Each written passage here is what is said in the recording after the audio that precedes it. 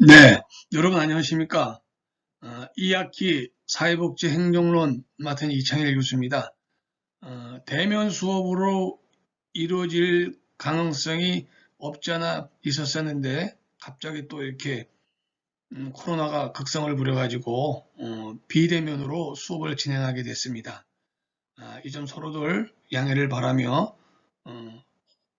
이 강의에 여러분들 열심히 또 저 또한 열심히 강의를 해서 2학기 때 좋은 성적 결과가 나타나기를 바라겠습니다.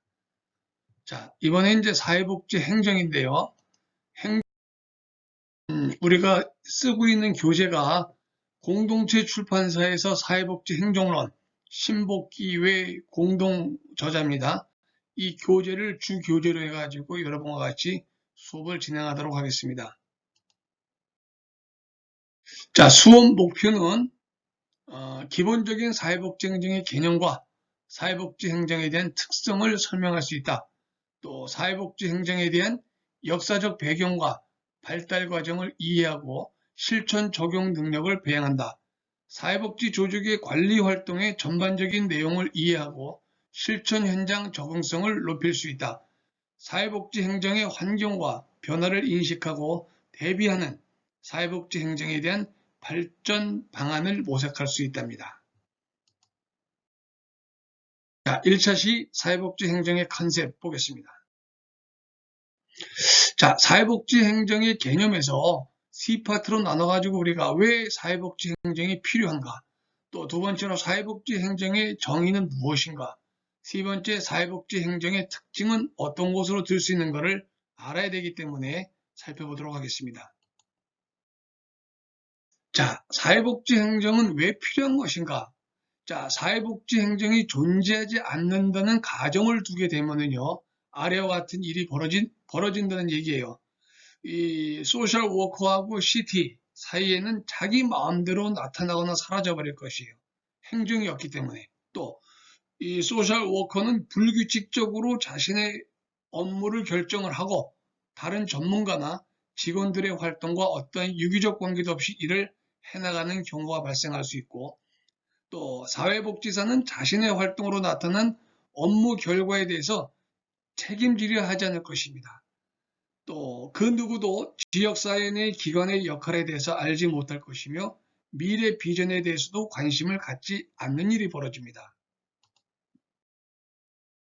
사회복지기관의 종사자들은 서로 정보를 나누려 하지도 않을 겁니다. 또 이 기관 종사자들에 대한 분명한 역할 기대도 없고 모든 결정은 일방적으로 이루어질 수밖에 없다는 얘기고요. 지식과 기술을 향상시키도록 지원하는 어떠한 방법도 진행되지 않을 것입니다. 사회복지기관 종사자들 사이에 아무런 과업의 위임도 이루어지지 않을 것이다 하는 겁니다. 자, 이 사회복지 행정은 포멀 오거나이제이션에 의한 활동입니다. 현대 사회복지는 공식적인 기관에 의한 활동을 볼 수 있어요. 즉 조직을 통해서 지속적이고 체계적인 활동이 이루어지고 있습니다. 조직은 서비스 전달의 중요한 도구이자 사회복지사의 지식과 기술을 향상하고 직무 만족을 지원하는 역할을 수행합니다. 또 기관의 조직 구조나 재정, 인재 양성 등은 질 높은 서비스를 제공하는 데 직간접적인 영향을 미칩니다. 행정의 기술과 과정 이해가 필수적인 것입니다. 자, 사회복지기관의 결정과 그 결과는 어떻게 나타납니까? 사회복지 조직은 누가 어떠한 서비스를 누구에게 어떻게 얼마 동안 어느 정도의 비용을 들여서 제공할 것인가를 결정하게 됩니다. 따라서 조직의 결정은 사회복지사와 클라이언트 사이에 일어날 사항에 대해 많은 영향을 미치게 된다는 겁니다. 자, 사회복지 행정에서 세 번째 미션, 비전, 목표 관리입니다. 미션은 뭐예요? 목적과 원칙이죠. 기본 이념이 되고 비전은 미래 구상, 미션 실현을 위한 장기 전략이고 목표는 하위 개념으로서 비전을 더욱 구체화하고 세부적인 목표를 나타내주고 있습니다.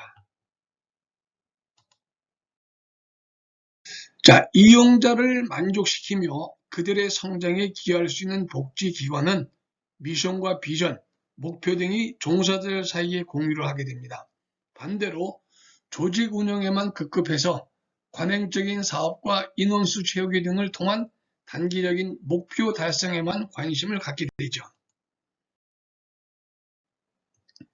자, 이제는 사회복지 행정의 개념에서 우선적으로 협의의 개념을 보겠습니다. 사회사업 행정, 실천이죠. 사회복지 조직 관리자의 활동과 관련해서 목표 달성, 프로그램 기획, 지원 동원과 유지, 성과 평가 같은 과업활동에 사회사업적 지식과 기술, 가치 등 적용의 문제가 발생하고요. 사회복지시설이나 기관에서 복지 서비스를 계획하고 시행하는 과정을 통해서 변화를 이루어 나가는 과정입니다. 자, 광의의 개념으로 한번 살펴보면은 사회복지 조직의 전반적인 활동으로 조직 구성원 모두가 목표 달성에 대한 책임을 공유하고 복지기관의 효과적인 활동을 의미하고 국가의 복지 정책을 복지 서비스로 구체적으로 시행하는 데 필요한 복지 분야의 총체적인 활동을 말한다고 볼 수 있습니다. 자, 관점이 중요합니다. 사회복지 행정의 정의에서 관점은 어떤 관점으로 볼 것이냐. 사회복지 행정, 사회복지 플러스 행정이죠. 소셜 웰페어 플러스 애드미니스트레이션인데 첫째 관점은 정책을 실천으로 전환하는 과정 관점이 중요합니다. 둘째는 사회복지 실천의 전문적 개입 활동 관점이 또 중요하고요. 세 번째가 관리 기술이나 관리 과정에 초점을 맞추어 구분하는 관점이 중요하다는 겁니다. 사회복지 행정활동은 인간을 직접 지원하는 실천에 대비해서 거시적 사회복지 실천, 다시 말하면 CT에 대한 원조 기술보다 조직관리에 초점을 둡니다. 사회복지 행정은 목표 달성을 위해서 조직을 어떻게 하면 효과적으로 관리하기 위한 것이냐 하는 하나 일련의 기술을 의미하죠. 예를 들어서 관리 기술이 리더십과 동기부여 기술이 포함이 되고 또 프로그램 개발 기술 등이 여기에 또 포함되는 겁니다. 자, 과업으로 구분해가지고 행정 영역에서 강조되는 8개 관리 기능, 포스트 코르베, 귤릿과 어윅이 주장한 포스트 코르베를 또 살펴보도록 하겠습니다. 자, 이 포스트 코르베 관리 사이클은 우리가 P, 뭡니까? 플래닝이죠. O, organizing, 또 S, stepping, D, directing, C, coordinating, R, reporting, B, budgeting, E, evaluating. 이러한 일련의 프로세스 과정을 겪게 된다는 얘기예요.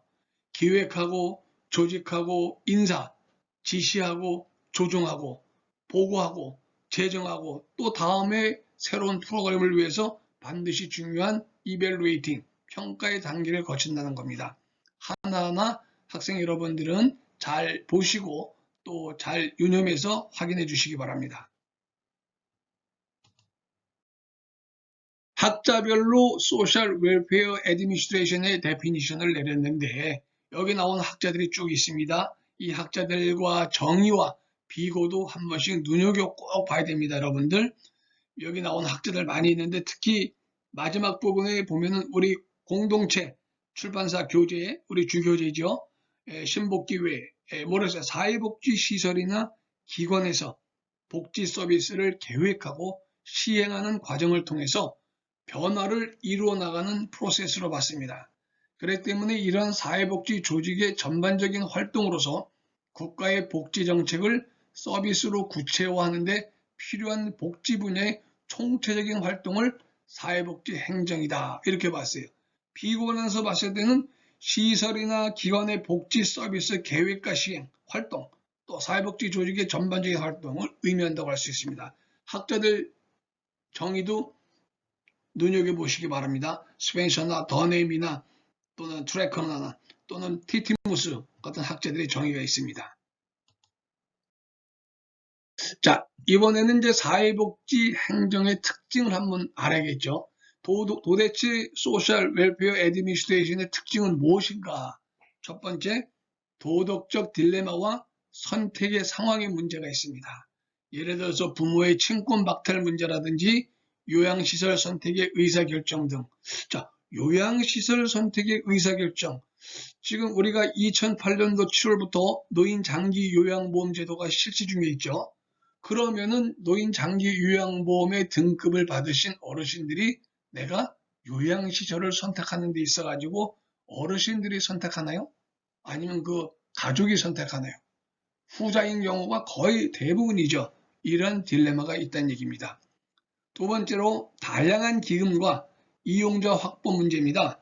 외부의 영향력, 공익과 사업의 조화로운 중재가 필요하다는 얘기고, 세 번째가 사회적 약자의 옹호 문제입니다. 왜? 사회적 약자 문제는 왜? 일반 행정에서는 이 부분이 들어가지 않지만은 우리는 사회복지 행정이에요. 항상 사회적 약자 문제가 대두되고 있는 겁니다. 네 번째, 이용자를 위한 기관 간 네트워크와 협동이 중요하다는 얘기입니다. 바로 이런 것들이 일반 행정이 아닌 사회복지 행정에 있어서 특징의 하나가 된다 하는 거죠. 다섯 번째로 목표에 대한 신념의 정교화입니다.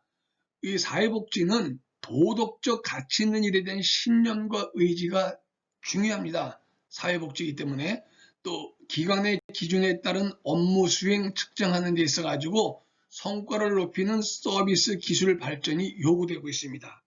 또 일곱 번째, 기관 역량 강화, 인적 자원, 휴먼 소스, 이 휴먼 소스, 인적 자원의 신체, 심리 건강을 높이는 환경 유지도 중요한 것이죠. 그래서 직원 만족과 동기화, 또 쾌적한 업무 환경의 조성 등이 필요하고요. 여덟 번째, CT의 능동적 참가가 중요합니다. 클라이언트가. 워커와 클라이언트의 파트너십 중요합니다. 이거 강화시켜 나가야 돼요. 워커와 클라이언트의 파트너십이 약화되면은 사회복지 행정으로서의 역할을 감당하기가 어렵다 하는 거죠. 일반 행정과 다른 사회복지 행정의 특성을 한번 보도록 하겠습니다. 첫 번째, 변화해야 할 속성을 안고 있는 클라이언트와 직접 접촉하면서 사회복지 행정은 활동을 합니다. 두 번째, 서비스를 제공받는 클라이언트의 복지를 보호하고 증진하도록 사회에서 위임받았고 그 때문에 정당화되어 있고, 또 세 번째, 목표가 애매하고 모호합니다. 왜? 일반 행정의 목표는 정확한데 사회복지는 사람을 대상으로 하기 때문에 두부를 칼로 자르듯이 그렇게 정확하게 재단할 수 없다. 그게 특징이에요. 사회복지 행정이 목표가 애매하다, 모호하다. 왜냐하면 복지기관은 누구를 대상으로? 인간을 대상으로 하기 때문에 이 문제가 있는 겁니다. 또 네 번째, 투입되는 원료가 도덕적 가치를 지닌 인간이기 때문에 조직 활동에 영향을 받을 수밖에 없다. 거의 모든 활동이 도덕적으로 정당화되죠. 기술과 활동 수행에 제약을 많이 받습니다. 다섯 번째, 외부의 많은 공공기관 또는 민간기관과 업무 관계를 맺고 재정 원천도 사회복지 행정은 외부에 의존할 수밖에 없어요. 외부에 의존합니다. 후원금이나 보조금이나 지원금이나 이러한 제한적인 문제가 있고요. 또 여섯 번째로 불완전한 지식과 기술을 사용할 수밖에 없다. 대상자가 누구예요? 휴먼이에요. 휴먼. 인간 중심이기 때문에 그렇습니다. 일곱 번째, 핵심적 활동은 종사자와 클라이언트와의 관계로 이루어지고 있다. 서비스 효과를 확실하고 타당하게 측정할 수 있는 단일한 표준 척도를 만들기가 쉬울까요? 어려워요. 왜요? 목표도 모호하고 애매하기 때문에 이런 어려운 점이 있다. 바로 이런 것이 일반 행정과 소셜 웰페어 애드미니스트레이션과의 특성에 있어서 차이점이다 하는 것을 유념하시기 바랍니다.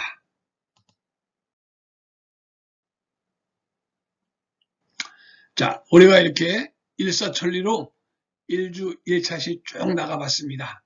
자, 이 사회복지 행정을 이번 학기 여러 학생분들이 강의를 받게 됐는데, 사실 사회복지 행정하면은 최소한대로 하면은 우리가 한 2년 정도 사회복지를 공부하고 나서 배워야 되는데, 이렇게 전문화 교육 특성상 수업 기간이 단축된 바람에 1학년 2학기 때 이 수업을 여러분들이 받게 되는 겁니다. 자, 우리가 여기서 어떻게 사회복지 행정을 학습을 할 것이냐. 우선 이 교수님의 강의도 강의지만 여러분 스스로 교재를 통해서 또 기타 인터넷 등을 활용해 가지고 공부를 해야 됩니다. 스스로 공부하지 않고서는 올바른 학업 성취가 이루어질 수 없고 만족감도 나올 수 없는 겁니다. 모든 것은 내가 한다. 학생이 한다. 교수는 단지 가이드를 제공해 줄 뿐이다 하는 사실이고, 특히 근본처럼 이렇게 코로나19로 인해서 대면 강의가 이루어지지 못하는 시점에서 학습의 질이 상당히 다운될 수밖에 없습니다. 자, 우리가 계속 사이버 캠퍼스를 통해서 여러분들하고 교감을 통해야 되니까 질의응답이나 기타 메일 이런 것을 확인을 해가지고 항상 궁금한 내용 같은 거, 특히 교수님이 여러분에게 제공하는 질의에 대한 응답을 꼼꼼하게 좀 작성해 주시기 바라고, 또 학생 여러분들도 이번 기회를 통해서 스스로 공부하는 그 능력을 좀 배양하는 중요한 계기가 됐으면 합니다. 사회복지가 뭐예요? 사회복지. 민간복지와는 사회복지 뭐가 차이가 있어요? 여러분들이 이제 사회복지사인데 사회복지사가 해야 될 일이 뭔가 하는 과정에서 아까 처음에 우리가 모두에서 배웠듯이 사회복지에 있어가지고 administration, 행정이 존재하지 않는다면 어떤 문제가 있다고 그랬어요? 여러분 기억나세요? 처음에 쭉 봤을 때 아주 중구난방으로 책임지지 않는 문제 생기고, 또 기관 간에 코퍼레이션도 되지 않고 쉽게 한마디로 얘기해서 난장판이 된다 하는 얘기죠. 그래서 그것을 조직화시켜 가지고 이슈화시키고 행정 프로세스 과정을 만들어 가지고 체계적으로, 누구예요? 율리카 어휘익이 말한 바로 포스트 코르베, 이 프로세스 과정을 통해서 기획에서부터 평가에 이르기까지 이 과정을 순차적으로 만들어 나가는 과정에서 짜임새 있고 군더더기가 떨어져 나가고 아주 엑기스 중심의 깔끔한 학습 과정이 이루어진다는 겁니다. 자, 이렇게 원래 수업 시작하기 전에 인사가 시작됐는데 괜찮습니다. 1차시니까 이렇게 내용 여러분들 참고를 하시고 학습하는 데 있어서 자신감 가지시고 궁금사항이 있으시면은 또 사이버 캠퍼스 통해서도 많이 글 올려주기 바라고요. 반드시 여러분들은 사이버 지금 온라인 강의를 듣기 때문에 온라인 강의 저희가 텀을 줘가지고 기간을 텀을 줘서 탑재를 하고 있으니까 그 텀에 맞게끔 강의를 듣고 시청 완료 반드시 클릭을 해야 됩니다. 지금 우리가 이론 강의가 지금 온라인이 25분이 지금 기준이에요. 25분 기준을 맞춰가지고 강의를 짜고 있으니까 여러분들도 적극적으로 이 강의에 맞게끔 노력해 주시기 바랍니다. 첫 시간이고 특히 OT가 이렇게 늦게 이루어졌는데 아무튼 요 정도에서 1차 시는 마치고 잠시 쉬었다가 2차 시 이어가도록 하겠습니다. 예, 잠시 쉬도록 하겠습니다.